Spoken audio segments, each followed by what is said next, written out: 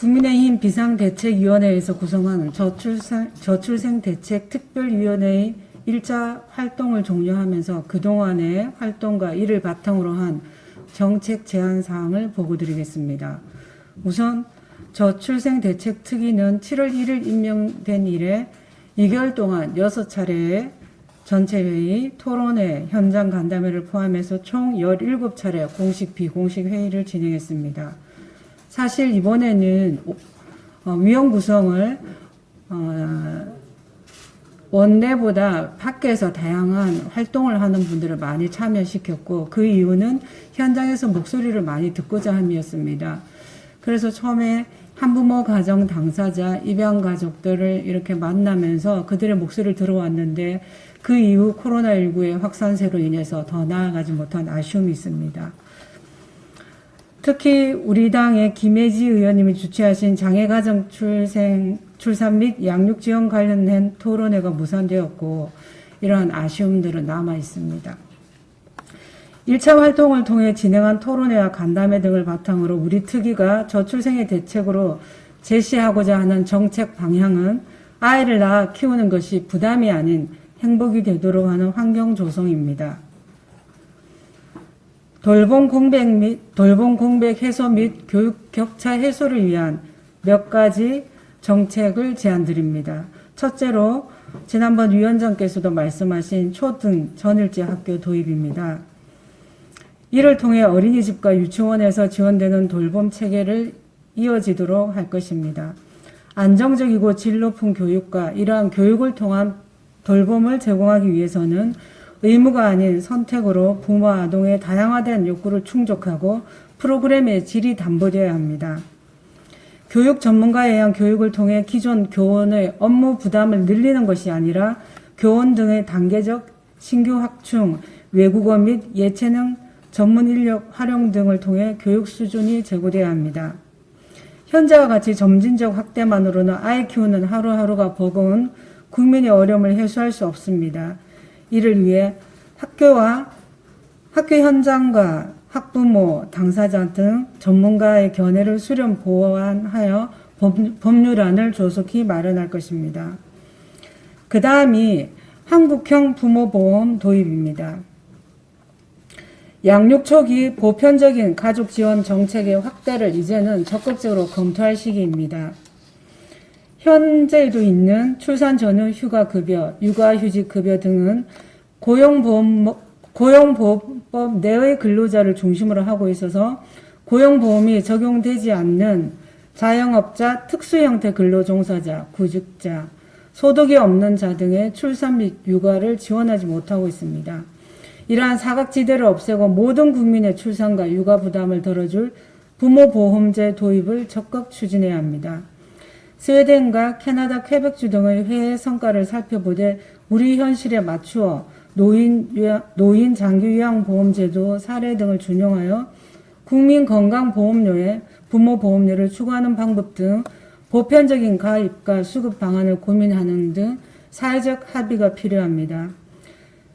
올해 아시다시피 올 상반기 합계 출산율이 0.84로 세계 아마 최하위일 것입니다. 이러한 저출생 대책에 대해 획기적인 전환이 필요합니다. 따라서 우리 당 차원의 검토를 요청드립니다. 그 다음으로 육아휴직 급여 현실화와 유연근무제 활성화를 추진하고자 합니다. 2018년 기준 전체 육아휴직 사용 가능자 중에 육아휴직자 비율은 전체의 4.7%에 불과하고 그 중에 육아휴직 권리를 갖고 있는 남성 중 1.2%만 육아휴직을 사용한 것으로 나타났습니다. 이렇게 사용률이 저조한 이유는 육아휴직 급여가 육아휴직으로 인한 소득 공백을 메울 만큼 충분하지 않고 육아휴직으로 인한 업무 공백으로 승진이 안 되는 등 인사고과에서의 불이익에 대한 우려, 육아휴직 자체에 대한 부정적 시각 등입니다. 소득 대체율이 실제 수령으로 이어질 수 있도록 상하 한액을 높여 육아휴직 급여를 현실화하고 자녀 돌봄 근로자의 경우 노동시간 단축 및 유연 탄력 근무의 정착 등 노동시장 개혁이 필요합니다. 이에 현행 육아기 근로시간 단축 제도를 육아휴직 수준으로 예를 좁혀 사실상 근로자가 원할 경우 이루어질 수 있도록 의무화하고, 이와 함께 육아기 근로시간 단축 활성화를 지원하는 기업에 적극적인 인센티브를 제공하는 것이 필요합니다. 근로자의 유연 탄력 근무 활성화를 위한 법적 근거를 특위 차원에서 준비 중에 있습니다. 끝으로 양육비 이행 확보를 위한 제재 조치 강화를 요합니다. 양육비 지급은 미성년 자녀의 생존권을 보호하고 건강한 성장과 발달을 위해 반드시 필요합니다. 그럼에도 불구하고 실제 작년 기준 비양육자의 양육비 이행률은 35.6%에 불과합니다. 정당한 사유 없는 양육비 채무자에 대해서는 출국 금지는 물론 채무자 명단 공개, 형사처벌의 근거 마련 등을 법제화하여 양육비 이행이 선택할 수 있는 문제가 아님을 명확히 하고자 합니다. 또한 비양육 부모의 양육비 불이행은 자녀에 대한 방임, 즉 학대 행위의 하나임을 곧 법적으로 규정하고자 합니다.